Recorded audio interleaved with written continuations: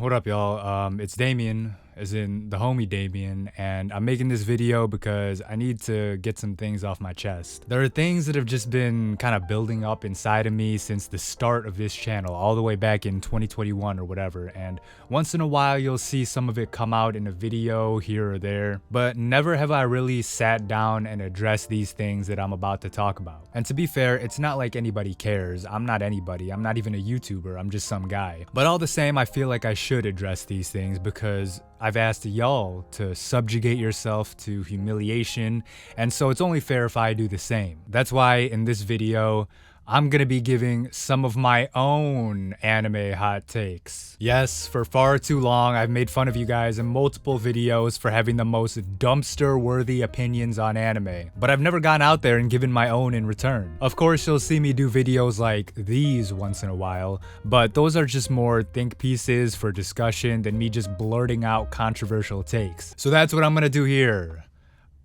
Blurt out some controversial takes. Hot take number 1. Anime fans have a lower IQ than the average person. Yeah, you heard that right. I'm coming out guns blazing, not holding any punches. I'm turning Super Saiyan right at the start of the fight. I truly, in the depths of my heart, believe that the average anime fan's IQ is at least 5 points lower than the average person's. I have no scientific evidence to back this up, but like I said, I firmly believe this to be true. Even to the point where if I meet someone who likes anime, I automatically assume I have to talk to them like this until proven otherwise. Y'all think I'm joking, but I'm so serious.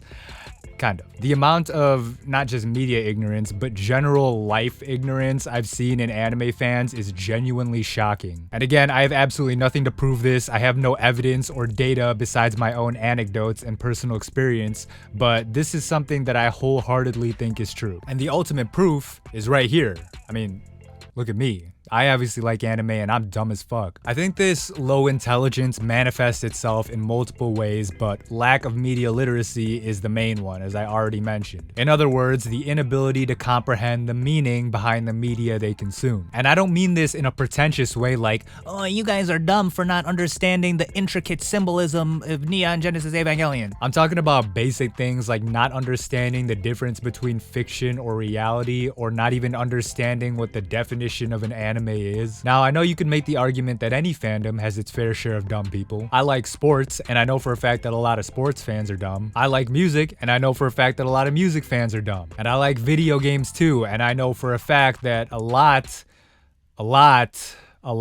of video game fans are really dumb. But according to my extremely specific personal experience, I've seen anime fans be even dumber. And there are some reasons for this that I've theorized. 1, anime fans are young. A large amount of anime, and especially the most popular anime, i.e. shonens, are directed towards kids. And that's okay. I'm not saying there's anything wrong with being a kid watching anime, but just by nature, kids have less life experience and are prone to saying dumb things, which is understandable. 2, anime by nature tends to attract people who don't get out much. Again, this is a stereotype. Not every anime fan is like this, and even if you are like that, there's nothing wrong with being socially awkward or a homebody or anything like that. And obviously there are people with disorders and those kind of things, and that's okay too. That's not your fault. I'm talking about people whose entire worldviews are shaped by shows like High School DxD because they have no other real experience to draw from. So those are the 2 main reasons, and it's not like any of those are inherently bad or anything. It's not a crime to be an inexperienced kid or an introverted homebody. But if you don't fit into those 2 categories and you're still saying dumb shit like this, I don't know what to tell you. Hot take number 2. You should try to watch things the way they were intended. Of course, this had to come up, right? The way I'm framing this hot take is in one of the classic anime debates, sub versus dub. Maybe I've addressed this before, I don't remember, but I just want to say this now so people know what I think. I don't care what people watch. You can watch anime in whatever language you want, with or without subtitles, whatever. I don't care. But that being said, I do think that people should at least try to watch a piece of media in the way it was intended to be viewed. That might be a lot to ask in some cases, so it's not like it's an absolute necessity, but I do think you should try if possible. So to explain this, let's talk about a big talking point in art, which is the concept concept of the death of the author, meaning that when someone puts out a work of art, their intention doesn't matter. It's how the audience interprets it. While this is kind of true in a way, I personally view art as a two-way conversation between myself and the creator. Whenever I watch a movie, for example, I'm telling the creators, show me the movie that you wanted to make. What were you trying to do here? And then I'm gonna experience it with an open mind. Whenever I listen to a song, I'm telling the artist, show me the music you wanted to create. Show me how you intended me to experience it, and then we'll go from there. It's kind of like when your friend tries to tell you a story. You don't go like, oh, I want to hear something scary, or,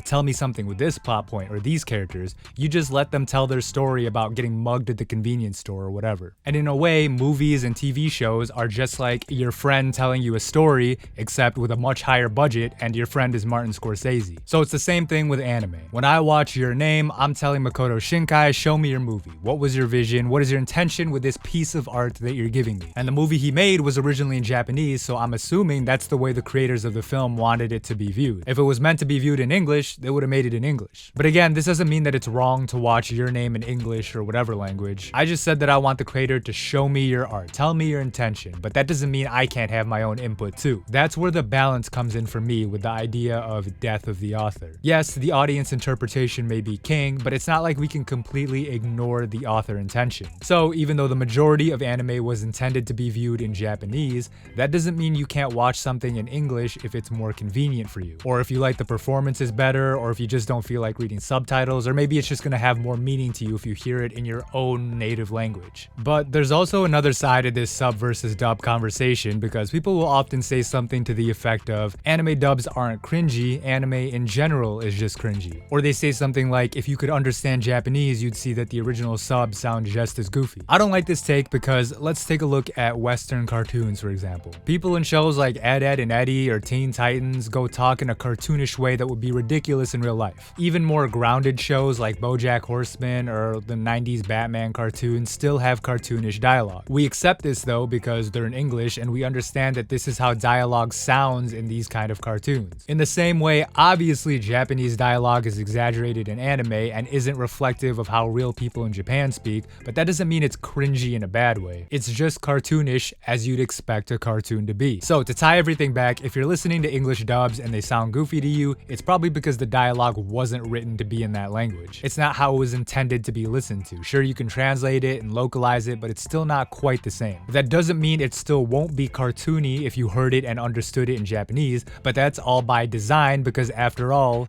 you're watching a cartoon. Hot take number 3. Quantitative ratings are terrible for art. This is a bit of an obvious one if you watch this channel at all, but I don't like when numbers are used as an objective measure of art. Aside from things that can actually be calculated like sales or box office gross or number of streams, what value can you possibly get from saying an anime is a 4 out of 10? This may be the number one thing I bitch about, and it may sound a bit hypocritical since I do this exact kind of thing all the time, but it ain't that deep for me where I'm gonna fight someone over saying a show I like is a 6 out of 10 instead of a 7 out of 10. And plus, it is fun to do these kind of things because it gets those sweet views. But yeah, the reason this is ridiculous is because the way people use ratings for art, or anime in this case, it's as if they're doing it in an objective, scientific way. For example, in physics, they use mass to determine how much stuff makes up an object. So like the mass of the Earth is however you read this number, and the mass of the sun is this number that I also can't read. These are objective facts that can be measured using repeatable methods. Anybody will come to the same conclusion that the mass of the Earth is what it is, even if they use different terms other than, kilograms or whatever. Nobody would disagree that the sun is more massive than the Earth. Even aliens who have no concept of any human culture would come to the same conclusion, again, even if they use different terms to describe it. Compare this to something just slightly less scientific, rating an anime on my anime list. Unlike the objectivity of calculating mass, my 6 out of 10 might be different from your 6 out of 10. There are people out there who will take anything less than a 9 out of 10 as an insult and the series is trash, whatever, even though that's literally one of the highest ratings you can give a show on there. So the point is, there is no objective standard for what a rating for art means. Even if we could come up with one, like saying a 10 out of 10 show has this and this quality, while a 1 out of 10 show has this and that quality, it's not something that's universal. If we bring back the the aliens from before, they might come up with a completely different interpretation of the 1 out of 10 scale we tend to use. Now, why is this bad for art? In my opinion, it's mainly because of the effect it has on the audience rather than the people creating the art themselves. People get caught up in the numbers they see on rating sites like Rotten Tomatoes or the scores that bum YouTubers give their favorite anime openings, and it affects their viewing experience, whether you like it or not. Especially because a lot of people will look up reviews for something before they watch it, which that always baffled me, but hey. This also affects the quality of discussion that can be had, which may seem like a pretentious reason, but it's the reason I can't use like 90% of the hot takes y'all send me, because most of them are like, hot take, Attack on Titan is only a 3 out of 10 show. And it's like, okay. What is there even to talk about there? Hot take number 4. Anime should stop catering to otaku. Uh-oh. Some of y'all don't want to hear this one. Now, obviously, I've said before that the medium of anime is not tied to its tropes, nor is it defined by them. Meaning that even though we associate anime with things like moe or shonen battles or, certain art styles, these things aren't inherent to the medium. Because at its core, anime just means animation. That's a broad definition that can encompass nearly anything. Family Guy can be considered an anime, 3D animation is also anime, and all those things have their own tropes associated with them. But all that being said, it's undeniable that otaku culture is something that is incredibly prevalent throughout many anime. How many times have you seen a girl get harassed in a show and she says something like, "No, I can't get married anymore"? Or how many times have you seen a girl dressing in a maid outfit being presented as the ultimate fantasy for a male? And of course, we've all seen a show where a harem dynamic is introduced, whether it makes sense or not. These are tropes that aren't present in every anime, of course, but they are present enough to the point that people can stereotype all anime as adhering to them. And even when a show is not known for having these kind of things, they still somehow manage to sneak in once in a while. Like,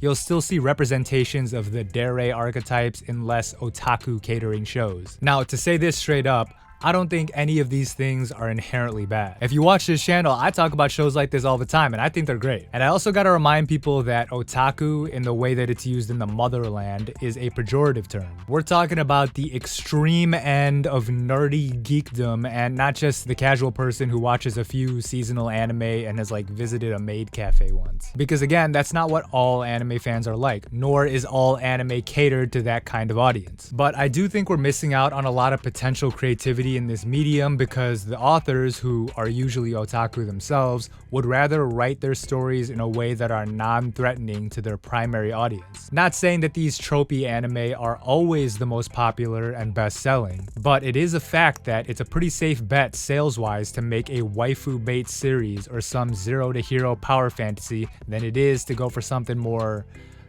I don't know, cutting edge, I guess. That sounds pretentious, like I'm on some Hideaki Anno, oh, anime fans don't appreciate real art, but all I'm really saying is that it would be nice if the anime medium put out material that focused a bit less on fulfilling the otaku fantasy. Again, not that these kind of shows don't already exist, and not that they aren't large in number, I'm just saying it'd be nice if there were more. And the way to do that is to make them more financially viable for studios to make. It's why I love anime originals, because even though they can be hit or miss, they usually represent the unified vision of a creator or group of creators that is just trying to make a good piece of art instead of trying to please a niche Japanese subculture that happens to spend a lot of money. And I'm not even saying we need less otaku-oriented shows. Again, I love that shit. It's not a zero-sum game where if we get more of one thing, we get less of the other. We can have both.